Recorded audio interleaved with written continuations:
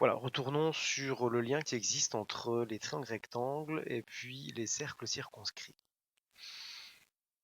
Dans Trace en poche, j'ai tracé un triangle rouge qui s'appelle ABC, puis j'ai tracé un cercle dont un des diamètres est à côté du triangle ABC. Ici, le cercle bleu a un diamètre AB. Alors, à partir de là, si je prends mon point C, j'ai également demandé à Trace en poche de mesurer l'angle en C. Je n'ai absolument pas de triangle rectangle. Le cercle bleu n'est absolument pas le cercle circonscrit au triangle ABC. Si par contre j'approche le point C du cercle, je me retrouve maintenant avec le cercle bleu et bien le cercle circonscrit au triangle ABC. Que se passe-t-il au niveau de l'angle en C? Eh bien l'angle en C vaut 90 degrés.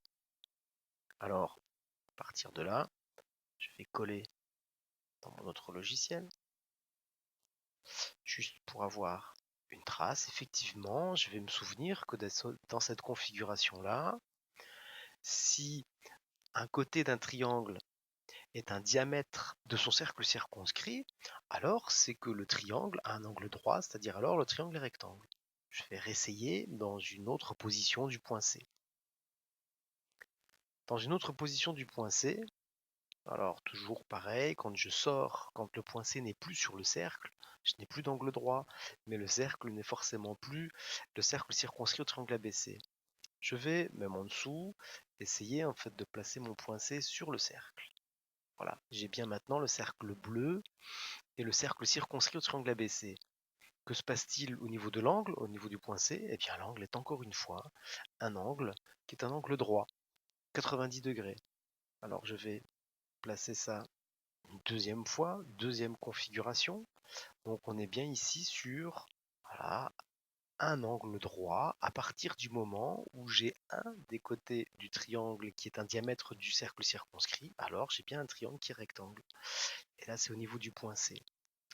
Je vais retourner pour voir si je ne peux pas avoir une autre position pour le point C, pour être convaincu de ce que je raconte. Alors toujours pareil, quand mon point C n'est pas sur le cercle, alors en ces cas-là, pas d'angle droit, pas de cercle circonscrit non plus.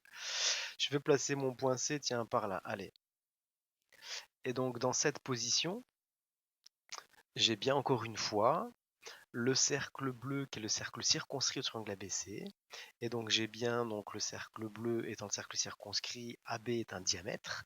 Donc ça veut dire que un côté du triangle rouge est le diamètre de son cercle circonscrit.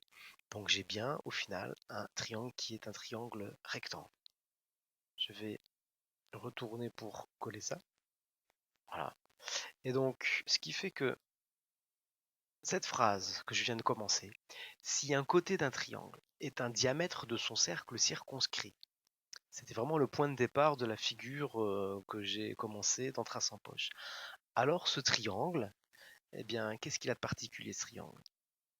Je vais finir cette phrase.